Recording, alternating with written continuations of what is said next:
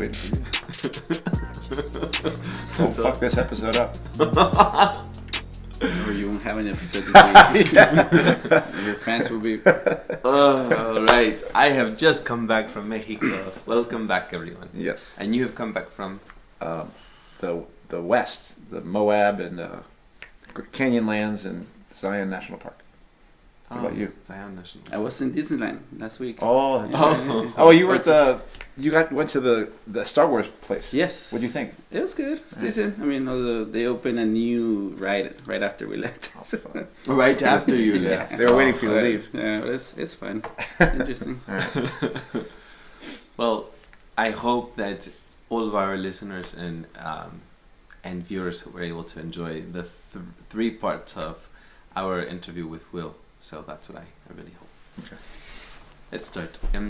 Welcome to What's Left, a weekly political discussion challenging the mainstream left. I'm Eduardo Abarca with Andy Lipson and Kenny Cepeda, and today we will be discussing the recent rise of massive protests in Latin America. And this has been, some say, dubbed as the Latin American Spring. So we will delve into that. It has been, I think some of it hasn't been covered, and the ones that have been covered, like Venezuela, tend to be here. The media tends to be covering that as a way to justify maybe some U.S. American intervention. So we will be discussing that, and maybe I will also share some of my experience coming back from Mexico, where I had saw some protests amongst all of these that have happened. But Kenny here is with us because he is always delving into some issues that give us some other alternative view, or even cause some instigation into like why we should pay attention to what happens in Latin America. Which I will say, some have said that it's considered a forgotten continent. Yes, I mean, we talked to this week, and I was more like thinking about like the Democratic Party, the candidates, things like that. No, I'm just saying, like, yeah. And you were like, no, you didn't want to do that, right? No. Yeah. The Democratic Party has plenty of time. This is happening now. No, so They're busy with impeachment. which I do believe is related to what the United States is doing in that hemisphere, actually. So, yeah. But we'll see why you say that. Yeah. Well, anyway, but I there's a reason why you don't want to cover that. Like, what's your major reason for thinking we should be discussing this? Which I think it should be discussed, but why do you feel like this should be discussed right now?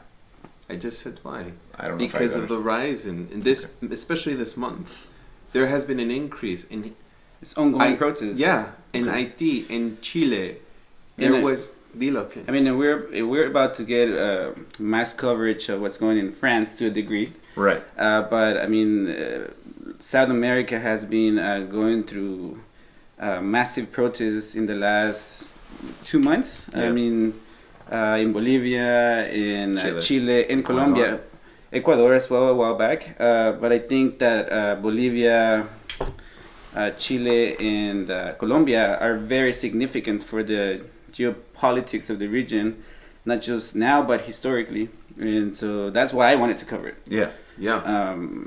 And so I don't know how we want to dive into let's delve into it. If we look at these protests, it seems to be that there has just one spark, or one, ¿cómo se dice? Chispita. There's a spark, and then you have massive flame. Let's look at Chile. With the rise in the metro prices, what happened in Ecuador? There was the IMF sort of subsidy and gasoline prices that were trying to be negotiated with the IMF because of the IMF bank trying to the austerity measures in Ecuador, and so the indigenous people rose up with left-leaning students. What happened in Bolivia, right? We had a left-wing leaning president who, yes, I'm not in agreement that he should have overstayed his time in his office, but he was being ousted because of the because of the right-wing populism that is trying to overtake in Bolivia and has been a military coup that the US intervened with. Yes. So, I mean, I think these are reasons for, if it's privatization, austerity measures, political scandals and corruption. And I think the middle class, where there was this maybe 12-year period of optimism and growth that has happening, and the 2008 crisis didn't affect so much South America as it affected Europe and has affected the USA and Asia. It really didn't affect as much as South America. And so I think that you're going to speak to some of the things that have, like foreign debt and IMF and the Sure, World Bank. I mean, I think that we can bring up. Yeah. But I think that what I'm trying to say is that these things are important for us to look at, especially as I think most people are starting to realize that it's not working. These neoliberalist policies are not functioning in our world. These aren't things that are happening. They're not for the masses. for the masses. Right. I mean, Yeah. so the way I see it For is... the you're right, yeah. because it is functioning for some and Yeah. not for others. I mean, they're working as they're supposed to work. Yeah, I meant to say this. And I think that one of the things that is happening worldwide is that the promise of neoliberalism, of closing the gap between the rich and the poor, of creating growth, of eliminating the nasty fascist nationalism that led us to war, in the last century, the Second World War. A lot of these things, it's obvious that neoliberalism has failed miserably, and I think it's obvious why. It's to me, I mean, it's capitalism doing its thing, and in some of these countries like Nicaragua, like Bolivia, it's and even Chile,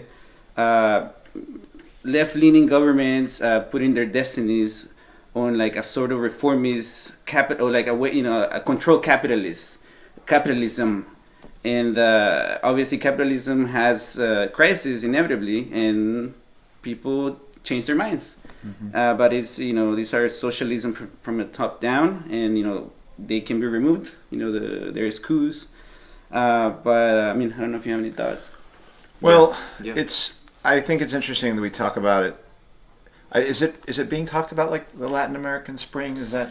I mean, because I know there is a term. I don't because well, first off, But I think it comes in waves. Right. They were starting in 2010. I think it was a first wave, and then the second wave, and I think we're in a greater wave right, here. right. Well, let's just remember that the Arab Spring, came and went, and the African Spring has come and is going, and I think there's a way that it's just. I don't think we want to make it seem like everything's going in one particular direction right now, because clearly in Latin America, we haven't had a wave. We had a wave of people banging. They're banging pots in Nicaragua right now. Yeah. I mean, not sorry, Colombia right now. And during the Yeah. strikes, that's they're banging the pots. Well, they did that in Argentina, right? They did that 8 years ago. They were banging pots. Yeah. And where are they now? Yeah. Now it's right wing, governments coming in, and similar with in Bolivia. How do we call that a spring when? Clearly, that was a left. That's a movement towards socialism. Yeah. This is a political party that is talking about implementing socialism, by controlling the state. That's what that means, MAS, right? And I mean, they talk about it being about the elections like that. The real reason that they were able to get him to get rid of him is because Evo turned out to be not all the things that the people, the indigenous people, and the working people there. He made some changes, but for the most part, it was about letting China come in. It was letting the capitalists come in and cutting deals with whatever capitalists they could cut, so they could maybe ice out the United States, but bring in other wealthy and other capitalists essentially. And that's why it's not. And in reality, people didn't so much abandon him ultimately as much as Mas abandoned the people. Yeah. And now Mas has actually agreed to new elections, and basically has given the rubber stamp to the right wing push. I mean, they're basically saying, yeah, we're going to have new elections, and we're not going to have Evo Morales be part of it. So there's a lot of currents and cross currents. There was a wave going through Latin America only 8 or 9 years ago that led to Lula, that led to Evo Morales, led to all these things, and that wave crashed across the rocks and brought all these right wings to power. Now we have a new wave starting in Chile. I could say we could sit here and celebrate such a thing. You know what I'm saying? But how many times do we have to see these waves come in and then have no real alternative ultimately, and then just be gobbled up by the right wing. So it leads to another push of the right in those regions. And so I think that's what I want to kind of get at a little bit, is that there's currents and cross currents here. Yeah. Because at the very same time we're seeing movements in Chile and in Colombia, and Colombia is like definitely, that's a right wing government that's being challenged by its people. Let us not forget Puerto Rico as well. I don't know as much about. That was recent, right? Yeah, that was recent. And Ecuador. Ecuador. Yeah. But the so I just think that we have to ask ourselves what's taking place here. It's not up and away, because at the very same time that while these movements in Chile can be like, oh great, that's great, class struggle, but class struggle is an aspect of capitalism. You're going to have class struggle when you have one class on top, the capitalist class, smashing another class that exists. So of course you're going to see class struggle. The question is what will that class struggle produce? Because we've seen these things produce time and time again nothing but disappointment and ashes in people's mouth, and then people stop believing even socialism altogether. So that's sort of it's a negative take on my part, but that's kind of where I'm coming from on this. Is it your take then, Andy, that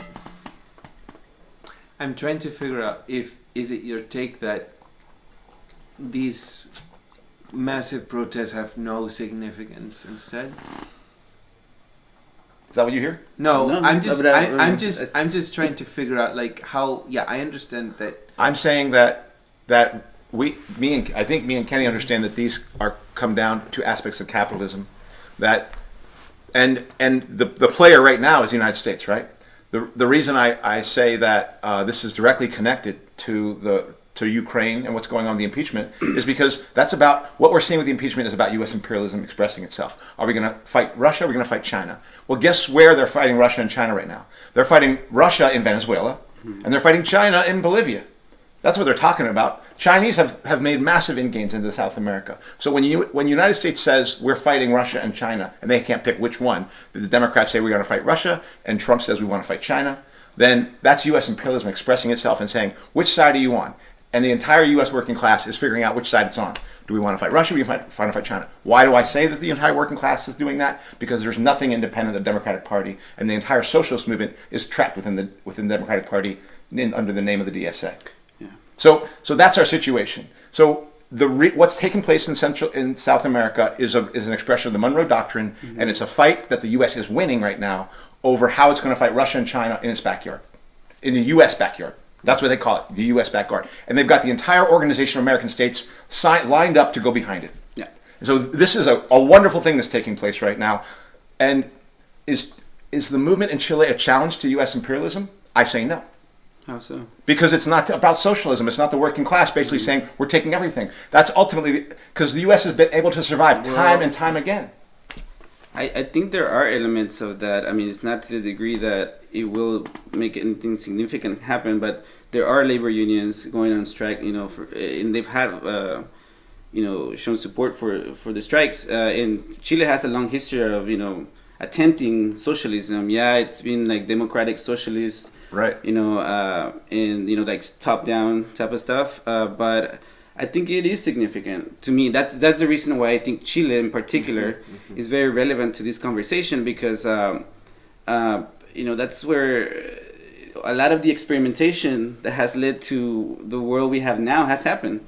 At least in Latin America, and with Pinochet. Yeah, it started. Exactly. It's the starting ground for the what's that called, the Chicago Plan, and setting up neoliberal projects all throughout the South America. And so, I mean, for me, some of this stuff is about memory. It's about remembering that the few things that we've gained. The still like the 8-day work week, or little things that were gained through fighting and through socialist ideas. Did happen. It took effort. It took organization. It took the ability to strike. And obviously, we'll take that again and more.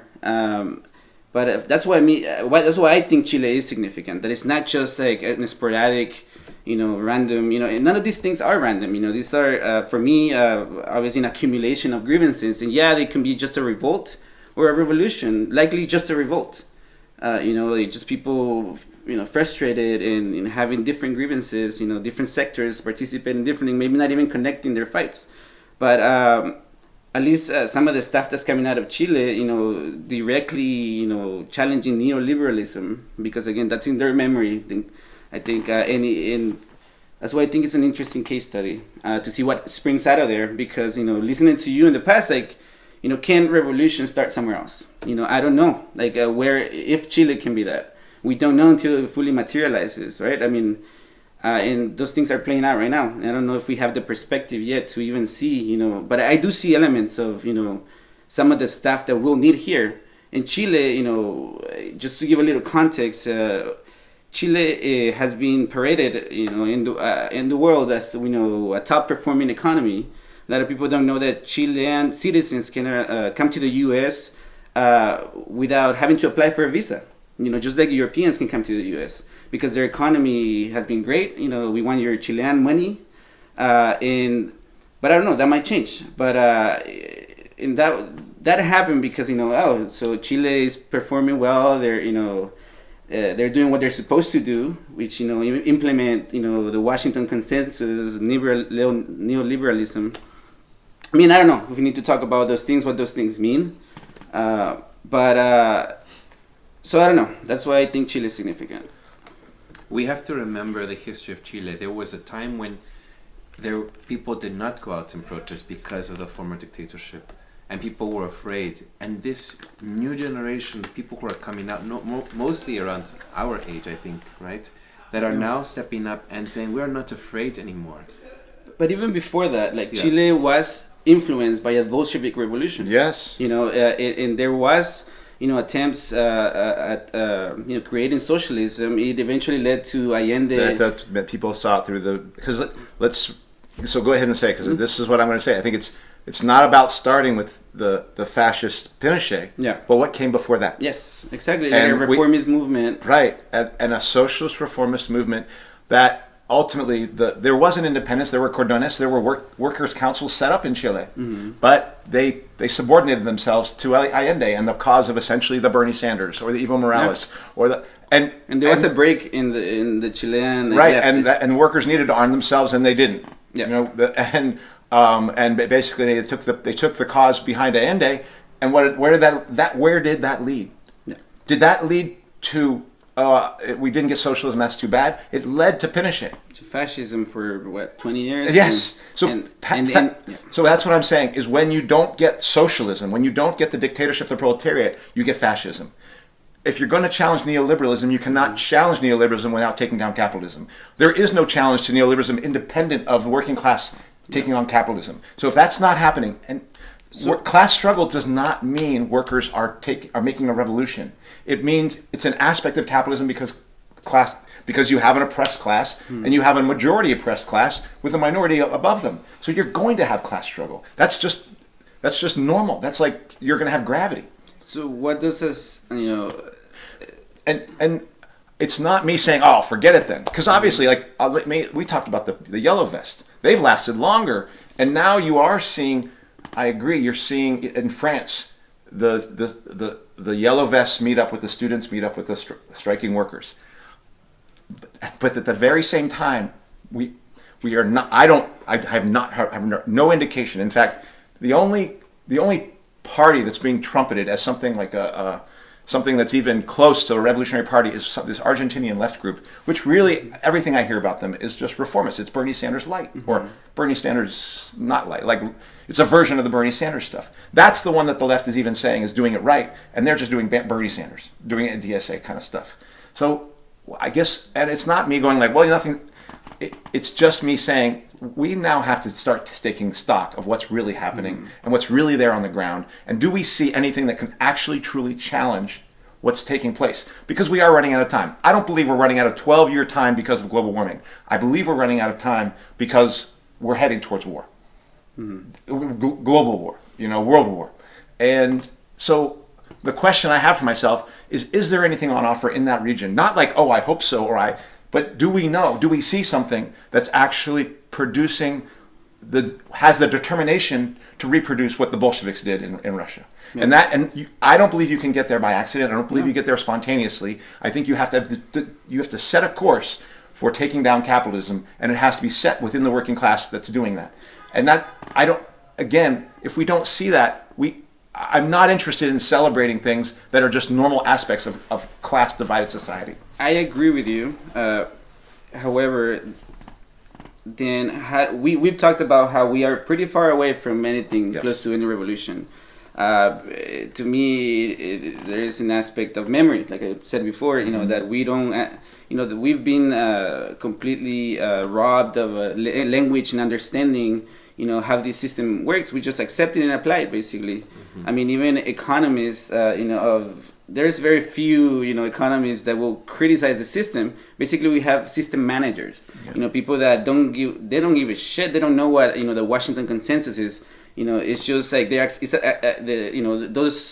Washington Consensus is, policies that basically reduce taxes for, corporations, open markets for corporations to move between countries while keeping, labor, contained with their countries, right. Selling off of state assets. And so that's the Washington Consensus, and it's being applied in every country, and people are revolting. So my question is, again, and they have been for some time, though. Sure. This is like the third round of it, Yeah, but I personally think that the language, it is changing. The understanding of certain things, and there are voices rising up, and that's my hope. So then, where do we begin? Can you tell me what? And I'm not saying that's not happening, but sure. Maybe tell me some of those things you. Like labor groups are jumping into attacking these policies generally, because in the past it's been this government, that government. They're focused on the policies that regardless of the government. Like even Bachelet applies some of this shit. Which is like a democratic socialist. Like you ask people about in Chile, like I've heard quotes, people being interviewed of, what is this about? What is this? This protest is not about the 30 fucking pesos that they raised, like 4 cents they raised on the fare. It's about the last 30 fucking years. Mm-hmm. It's about those policies, that are ravaging everyone. So it's where to me is like, so where is a good start? Where do we start?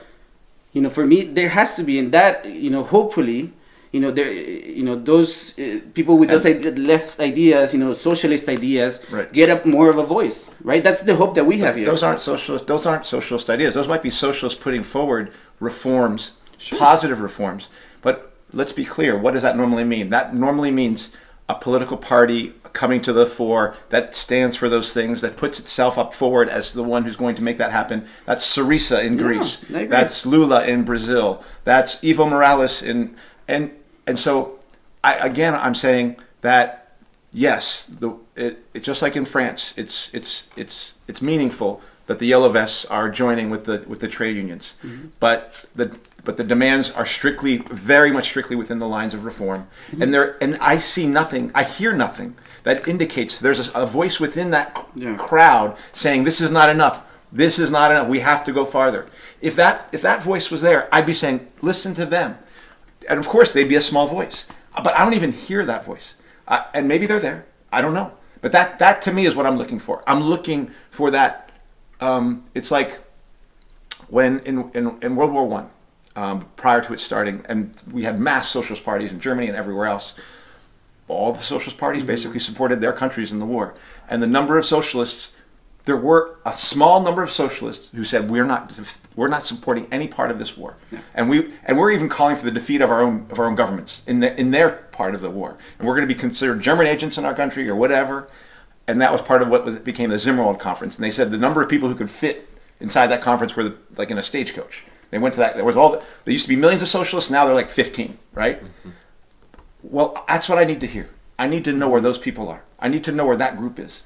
Because so far, and I'm going to be called a purist. I'm going to be called ultra-left. I'm going to be called, you're just demeaning. They don't need my approval to go striking. They didn't ask, nor should they be asking. I'm just saying, let's be clear. This is about socialism. This is about taking down capitalism. So for me, the thing that's going to get me excited within the context of that class struggle is if there's something that's being articulated that actually has a chance of going through, of punching through ideologically at the same time the class struggle is taking place. Because if that's not there, it's game over already. That's how I feel, because we've seen that time and time again.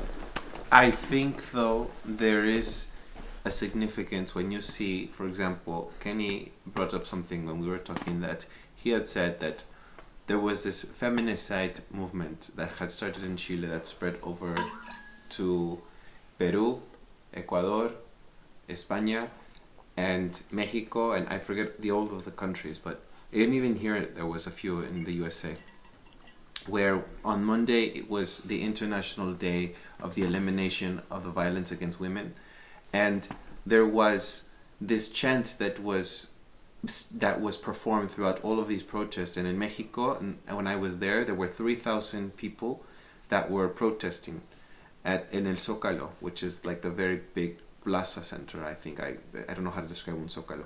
So, but it's a very spacious place. And I think when you see that there is like a contagiousness, I think that I have some hope in, like we were discussing as well when we talk about labor movement here, for when we're talking GM or the teachers union or the Kaiser strikers. I think that when you see that protests are happening about, it can inspire other people to rise up. And so I'm not saying that these protests are going to lead to the overthrow of the government. I would love to see that. But I think that if we were to continue this mobilization, I think that more people would feel inspired to say, you know what, this isn't fair and I can do something about it. And I'm not going to just sit about and wait for something. I don't know, it feels that contagiousness, as you had said, could be something, an element that we could use to harness so that we are able to mobilize the people. I mean, like, at least for me personally, obviously, ideas are as good as, you put them into practice, right, and get results.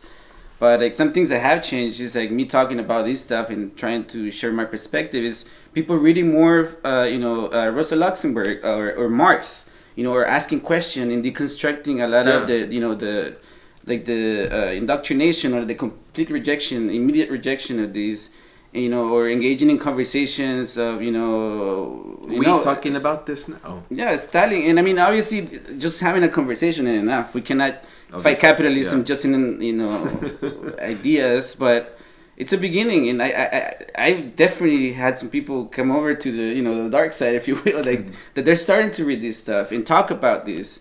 And and so when when we talk, and I do hear some of these voices. Yeah, there may be individual, and yes, a lot of the mainstream is heading to reform, but I mean, so then what? Like, how do we go about this? I mean, how do we start this? How do we, I think it's a learning process, and I don't know if we have. Again, yeah, we don't have time for various reasons, but so I guess.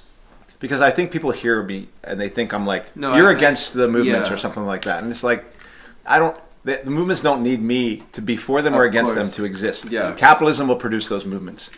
But it was interesting. So here, this is, when Will, the guy from the Navy, we interviewed, and on the third episode, I didn't know this, you didn't know this either, that one of the reasons he became a socialist was not just because he was so disappointed about 9/11 or disappointed about the military or disappointed. He had a brother who was a Red. He had a brother who was a Red asking him questions. Mm-hmm. And that was meaningful to me. It reminded me that people don't just come to this stuff just like on their own.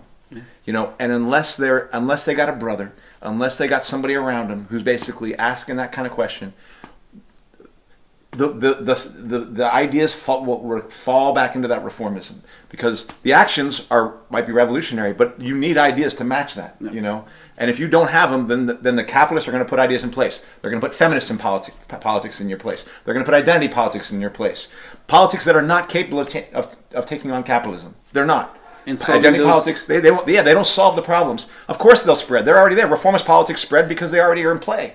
Yeah. Women's rights are going to be a crucial aspect of any movement, and if they're not, then it's not a movement that can transform society. But if it's not animated with the idea of we are going to achieve women's rights or fight racism with the dictatorship of the proletariat in power, then you might as well just say it's not going to happen, because it has to be animated with the idea that workers will take power to make this to challenge racism, to challenge women's, to challenge sexism, to challenge homophobia, all those elements of oppression. If that is not what's animating, if that understanding is not animating that fight for those things, then it's not a fight capable of actually winning. And so if it's not a fight capable of winning, then why are we celebrating it?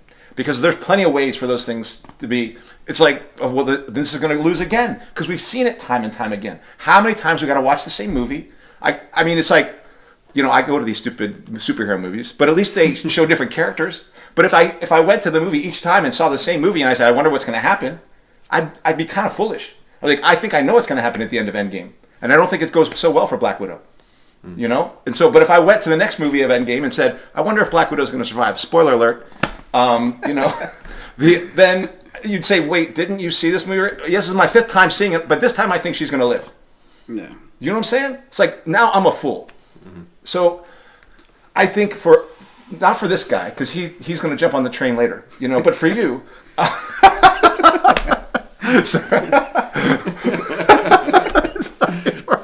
I always wait. But I'm at the station. But I think for people, and I wonder if Greg's going to listen, because we argue about this, and he definitely doesn't agree with me on this. But for revolutionaries at this point, we have to set a higher bar for how we think about and dissect and learn, because the lesson learned out of this is the lesson of why we are so doomed here in the United States through the Bernie Sanders stuff. This lesson of Evo Morales, of all the lessons we learn out of this, is that look how weak our shit is over here in the United States with thinking that Bernie Sanders, and we think this is going to bring something. When I can already say Chile is not weak. That's some shit going on there, but it ain't going to produce anything unless it's animated with something that's independent, working class, and prepared to take power and take shit from the capitalists. And that's why I'm saying let's wait and see. I don't know. But I mean, because honestly, if there's any hope out of anywhere, even the U.S. or even fucking France, I actually have more hope in Chile, because they have that memory that I think is important. That that there is between generations is transfer. Where here we've been like completely people don't understand the Bolshevik Revolution. I talk to people that are studying economics. They don't even know what the Washington Consensus is. Yeah. So or who the hell Milton Friedman is, or Yeah. Or we immediately, talk about Marx and fuck Marx. And I've never read it, but fuck Marx. And I'm like, so Chile, I think, I don't know. Yeah, the odds are they're gonna end up in fascism, in some shit, again.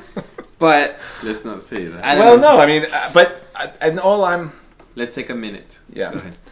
The thing I'm looking for is just that little kernel of, is there a group there that's basically saying, and even in the hurricane of the movement, saying, comrades, sisters and brothers and sisters, this is not going to work.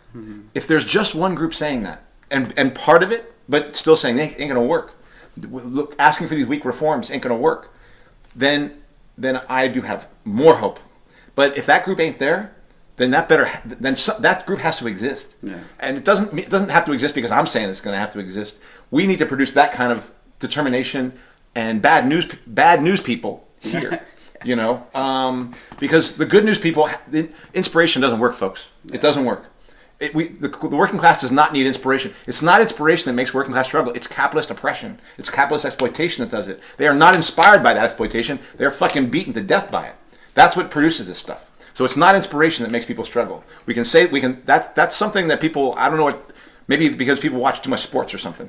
They think like, oh, we're going to win. And a good story. Yeah, or something. It's going to end up in a happy ending. Right, we're going to take a break. All right, so we were discussing, right, could these mass movements be something of a significance for revolutionaries, or are they just going to be sort of killing the spirit of revolutionary people that could potentially be revolutionaries? I don't know. I just to quickly wrap up on that, because I wanted to say something and then I saw the time. I'm just maybe being a little repetitive. I do feel inspired by it, as I had said as well, by the labor movement that we are experiencing here in the USA. I think that there has been a rise, given that I have seen, I mentioned last episode once, I forget, I think it was before the Will episodes, that I am seeing a rise in protests around the globe from previous years. And that could be many factors. It could be social media, it could be that people are really feeling oppressed and they're standing up for themselves. It could be many reasons. But when you see the percentages increasing of people protesting, it gives me hope that we can potentially have more than just protest around austerity measures or protest around a political scandal. It could be, you know what, this entire thing isn't working at all, we've realized, because we've been trying to protest on these specific things, and we really have to focus on the entire thing and dump it out. What did you want to say, Ken? I mean, one thing that I take away from this is that, revolts, again, don't have to end the revolution. They very often don't. And so, of course, we have to be critical of what's happening, because especially in a world where information is even more manipulated than or more quickly manipulated than it was before. I don't know if the ideas, like Lipson said, are not there, like the foundations for building a socialist revolution, that to have a chance to overthrow capitalism. Then of course actually I'm concerned. Because we've seen it in every country. I mean, the protests have been squashed with, highly repressive, fascist, police, and with machinery and gear from Israel, from the U.S., and so we always have to be critical, and it sucks to be the bad news person, like you said, but you have to be critical. We can't get carried away and say that's revolution, because again, that's what happened. Then you get people pushing for Daniel Ortega, right, who saw the benefits of the AOS? Where is it? OAS, the OAS. Well, in Spanish, I know it as Organization of American States. In Spanish, Organización de Estados Americanos. Okay.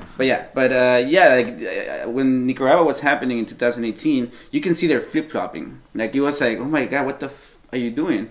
And like we mentioned Bolivia, and that was one obvious thing right there, where they released a preliminary report with no evidence, and that kind of catapulted a lot of people into revolt, and now the country's just fighting each other and maybe even risking like an ethnic war of sorts.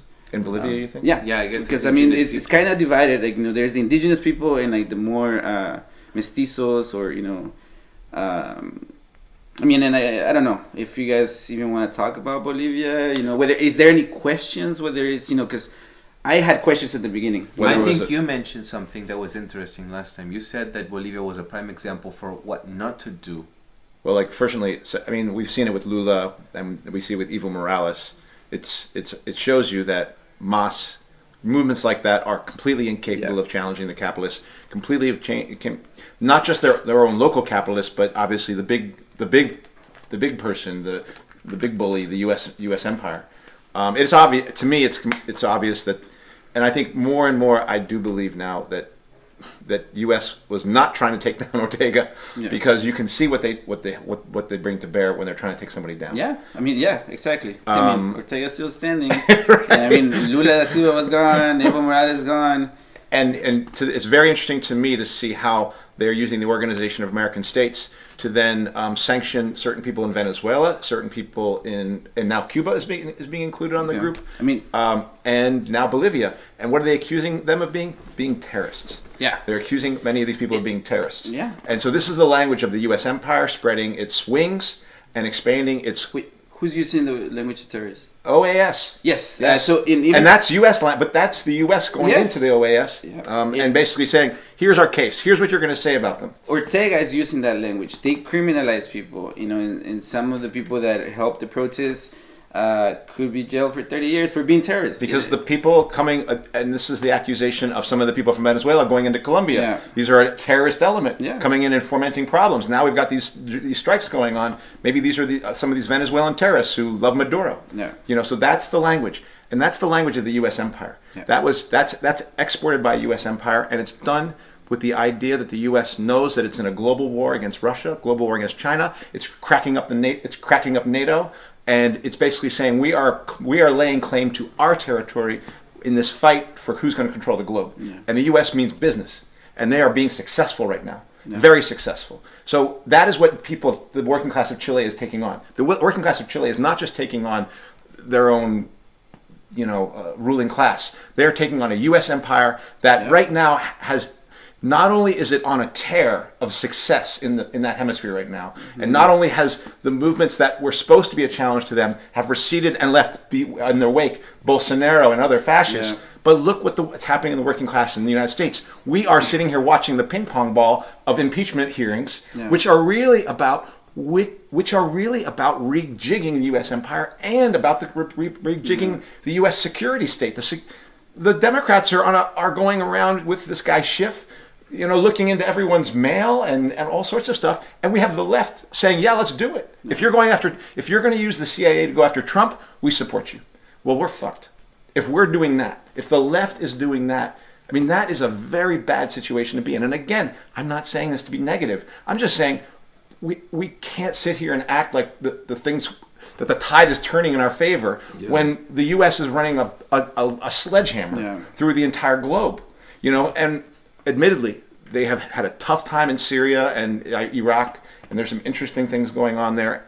But by and large, it's been amazing to me to watch how they recover and how they come back and swing hard. And we don't return the working class in the United States and the working class even globally. Are they up for that challenge at this point? Yeah. Unless they are prepared to take down the capitalists in their own country and know that means that's a punch delivered to the United States, then they are not prepared. And I think this could lead us to what you wanted to talk about, the IMF. Yeah, I did, because it's like another form of colonization through economics. It's an act. It's a weapon of war, economic war. To me, imperialism. Yeah, because you don't have countries that are occupied in Latin America, but they're being ravaged, through these policies and doing what capitalism is supposed to do, inherently. To me, that's my opinion. Yes. But let's mention it though. I think the World Bank and the IMF these are the ways that it used to be that the USA used to go into a country and sort of meddle. Well, they still meddle, but I'm just saying more directly meddle. Boots on the ground. On the ground. Yeah. But then when you have people in especially Latin America where you have people owing debt to the USA, then these are the reasons why we have austerity measures down in Latin America. And that's why there are increasing costs and increasing taxes. Yeah. And you have budget deficits for other things that you might need for social programs. And then that causes, so everyone's chained to these debt. And this is all part of the free trade movement. This is all part of the globalization. So I think that when we look at the economy that was trying to be done through the 80s and 90s, and this is what we're left with, and this is all in the system of capitalism, right? So, did you want to say something? I think just maybe like a quick kind of like timeline, at least in my mind, that I think is helpful. Please. Obviously, like before the 50s, a lot of Latin America was like feudal, and a lot of peasants and a lot of oligarchs, owning land. Then like countries try to industrialize because that's where Castro comes into the picture when he gave that famous speech of history will absolve me. But he talks about he has a nationalist approach, saying why do we export sugar and we buy candy? Why do we export hide and we buy leather jackets, bags, handbags, and all this. So a lot of countries try to industrialize, and obviously that failed for many reasons. And but a lot of those ideas continued through the 80s, and then the World Bank and the IMF come in telling them how to develop their economies, and basically entangle them in a web of debt that crashed in the 80s. With Mexico, Brazil, Argentina, the bigger economies. I think in Mexico, 1985. Yeah. I think it was. Yeah, But the country. In the policies, so the IMF, one thing they do is they, if in order for the loan money to the country to engage in economic, stimulation, they require the implementation of the Washington Consensus, the policies that again,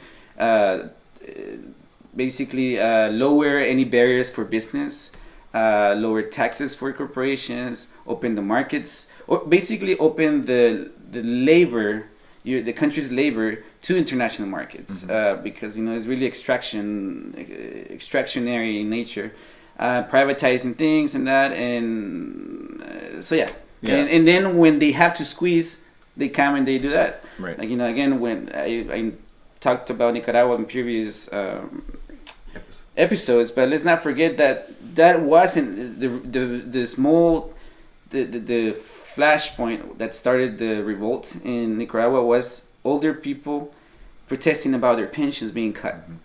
This is happening in France. This happened, it's happening in Colombia and Chile, or to some degree. But by the way, there's a general strike right now in Paris. I should mention. But I'm sorry. But ultimately, it's a weapon of control of the ruling classes, really, of those countries. I mean, that to me, that's a way they've been able to pass a lot of third country agreements in Central America. That are very safe country agreements, basically requiring asylum seekers to have to apply through the first country they cross. Countries that can't support masses of refugees, right? And so in that way, I think Trump has built his wall. Right. And it's not a physical wall, but I mean, where are the caravans now? Right. Yes, and then he was doing that whole thing where he was getting other states to say you have to.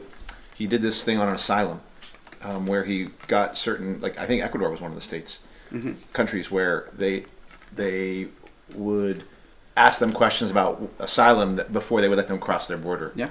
And so he was getting other people in Central America to do his dirty work. And they've fallen in line. I mean, Salvador, Honduras.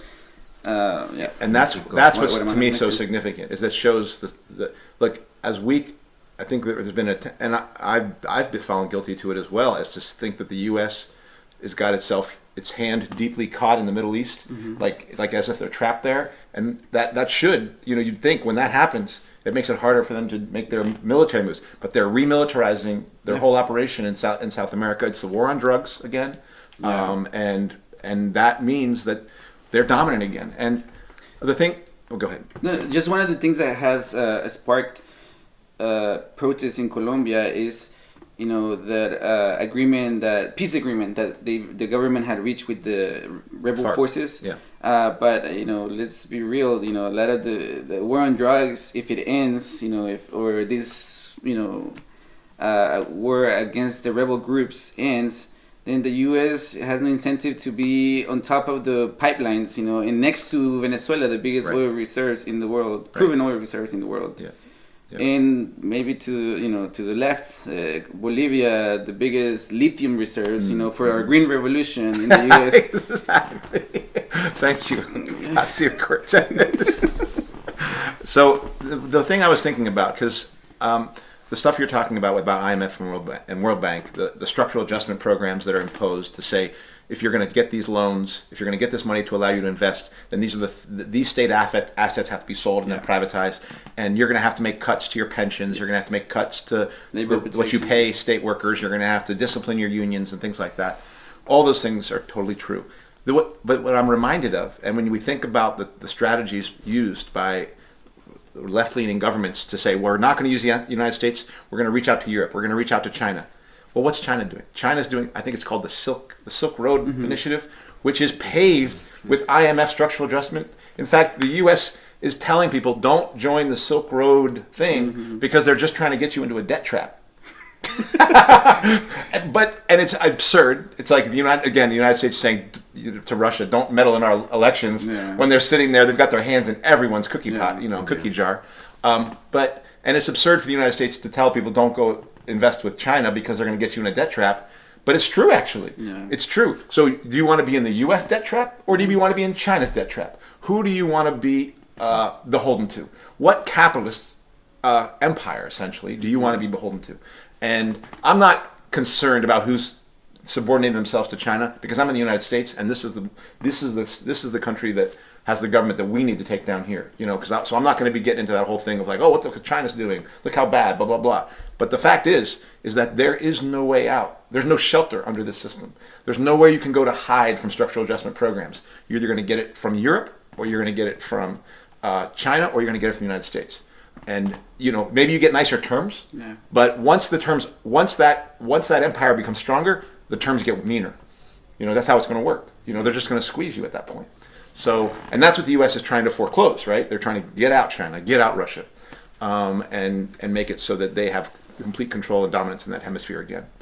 And that was one of the things that, at least in theory, Hugo Chavez was trying to do with Mercosur, to circumvent this, trap of. Yeah. But all that was underwritten with Venezuelan oil. Yeah. And when the U.S. could use Saudi Arabia to lower the price of oil and crash the Russian economy and crash the Venezuelan economy, that's all they had. I mean, it's not the only, but those were the sorts. I mean, the U.S. is a massive global octopus, and the thing that makes me most concerned is how little we have to bring to bear here to try to alleviate the tentacles of this octopus. Yeah. Because right now we are so caught up in, again, I have to come back to this impeachment stuff, the DSA and the elections.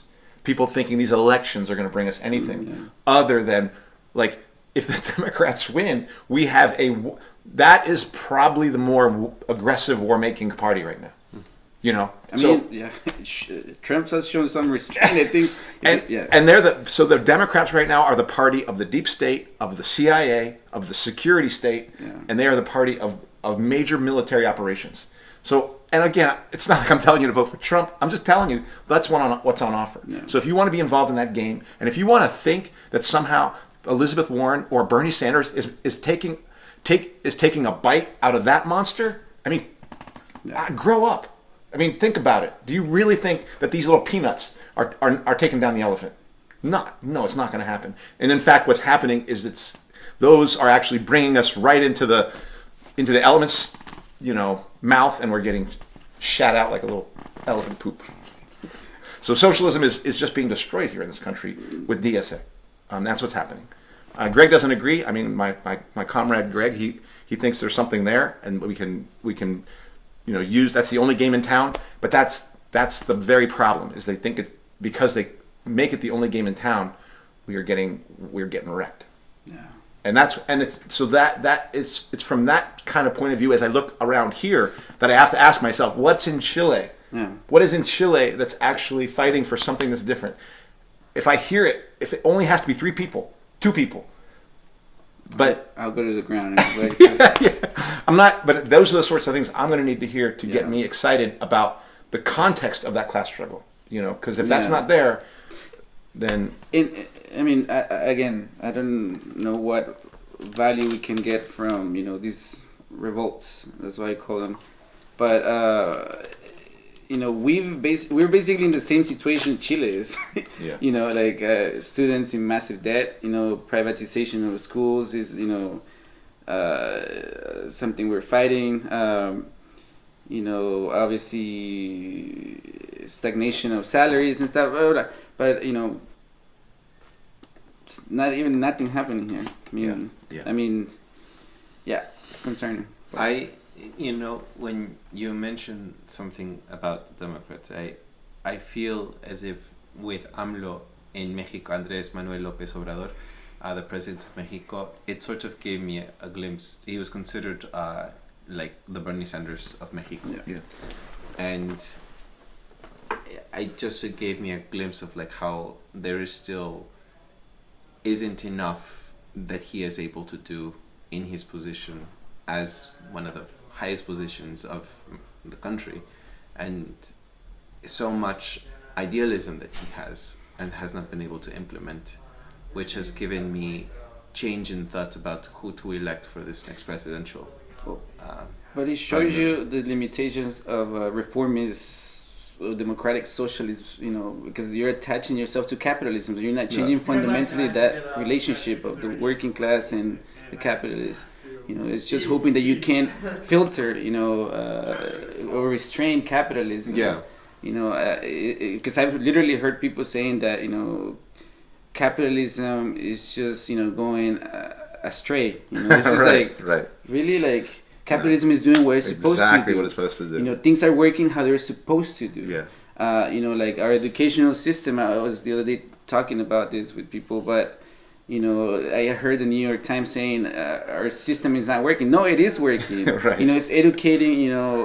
We have some of the best, high schools, but they're not accessible to everyone, just for the elite. Right. And they then pick and choose a few, people of color. And then those people come back to our communities and regurgitate that bullshit, And we use that to say racism is soft. Yeah.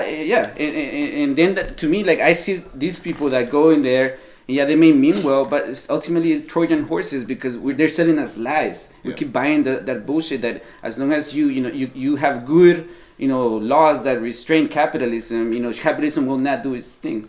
And that is the biggest lie that we keep buying, or people don't want to, just say, fuck with this. Yeah. That's where it has, it's going to have to go there. And so, well, I don't have anything else to say, but I appreciate this conversation. yeah, very no, much. I'm glad. And I know this was a more important conversation, actually, than the Democrats one or whatever. Which you can always wait. Yeah. We still have all until The next news year. cycle will come Buttigieg. back. I got to know how to pronounce that guy's name. I don't know. You're Cesar asking Boudin? me. No, That's another one. Sorry. I know. This. I won't need to know Kamala Harris's name. Oh. She's out. Yeah, so Another Pete- exceptional one. But Pete Buttigieg. it was it was that was not as important as kind of like me just thinking this through. And Kenny, I'm glad you were here for this. And it continues to bring me back to some of the discussions we've had about Nicaragua and how to assess what the U.S. was doing there, because I actually think you can see each time they get this done right, I can see that they did not bring this kind of pressure to bear on Nicaragua. And a lot of my Nicaraguan friends may disagree with me, but they don't understand that they are in the fight against capitalism. In that, Ortega wasn't put in there in that position by the U.S., but that's their guy. Yeah, right. That's their guy. Right. And so you are in the fight against capitalism. He got there by an end run. Yeah. Yeah. But so you are in the fight against capitalism too. Yeah. And connect the dots. Yeah. What we're fighting here, fighting there, it's the same people thing. in Chile and Colombia and France and the UK, with the whole Brexit shit. Yeah. But then there'll be supposedly which is the country that's doing like endless. It's one in South America that's doing no end to their general strike. At least a slogan. I think Chile has had the most that's sustained Chile. strikes. Maybe that's Chile saying that. And now they're going to try it. They're talking about that kind of starting something. I think today in France. Yeah. They're talking about that. So those are there are lessons you do learn from doing that. So we'll see. Today was the general strike that I saw happening in Paris. In France, and it's supposed to be ongoing. They've been doing some one-day ones, but supposedly this is going to be ongoing. Yeah. And they should organize with the students, and they should organize with labor movements. They should. Once you start getting really organized in this way, you can get more deliberate. Right, but it can also be controlled by those institutions, and those institutions have an agenda that is more tied to, Macron, than they are to people, the working class. I think that's true. And Iraq was able to have some of their diplomats resign. Yeah. So, they threw a bone. Yeah. This is what happened in Puerto Rico. We didn't talk. Slightly different, but Puerto Rico basically, under the same, fiscal dictatorship, but the U.S. basically has them under control. And the people rose up against their leader. They threw a bone, and they got a new leader. Yeah, and doing the same shit. I mean, and running the same system. Yeah. So people are going to have to learn, and so we'll see. Right. Well, thank you for joining us, Kenny and Andy. I'm always here. But yeah, definitely thanks, Kenny. Thank you. And Eduardo, thanks for insisting on this being the topic. You had said we were going to do it. No, I'm saying thank you for insisting. And then you decided to change it. I know. I was getting. This guy doesn't want to participate. That's why I asked. I actually texted these guys. Does Lipson want to participate? Because I don't. There's people in the South fighting too. Change it out, Andy. I only care about my European brothers and sisters. I don't know. Oh my God. The ones you can relate to. Exactly. Thank goodness. Eduardo's gonna have me cut that one. He's gonna tell me to cut it. I'm gonna say no. No, we want to create controversy to get more people to watch the show. No. There's a stalking horse white nationalist doing that show. But no, it takes 2 Latin Americans to try to fight for this episode to make it. It was right. It was the right thing to do, and I'm glad you didn't convince me, but I'm glad it happened. At least I showed up. I'm here, and facts on the ground, occupied. I got called for reinforcements. Yeah. So. Thank you all who have been able to stay until this long for the episode, and this concludes our episode for for tonight. We will discuss what next week, maybe. I don't know. I mean, I was thinking I'd like there is some COP. Well, there is the climate change convention happening in Madrid. In I think in Madrid. Yeah. It happened already, right? No. Yeah, it did before NATO. And then NATO, the picture of touch. I was on vacation, so I can't. I mean, Pelosi saved us. I mean, she went there, represented the Democrats. He doesn't like hearing that. Let's have Kenny here for this episode. If you want me to. I mean, oh my gosh, I didn't even remember. I mean, maybe I was out. I was out of town. I was in Mexico. If you do have that conversation, talk about the civil rights movement and how they're putting their faith behind the Democratic Party. Yes. Yeah. Yep. So I'm not sure yet. I'm not sure what we'll do, but that might be one that we might consider. We'll always see, right? Yes. We'll see. But we didn't see when you decided to engineer things behind all the scenes. 3 episodes of Will. That was nothing to say against Will. Yeah, don't let him hate you, Will. I think those are the best episodes we've ever had. Even Eduardo doesn't like him, but All right. Just had an idea. We should do like short videos of Bad News Central. The bad news for today. That's good news. Yeah. Well, thank you, and we invite our listeners and new listeners and viewers to check us out and subscribe to any of our 5 platforms on Bitchute, Stitcher, Google Play, iTunes Podcast, or YouTube. Please subscribe, rate, and review. And best of all, share with your family and community. This concludes our episode for tonight. Gracias. Ciao.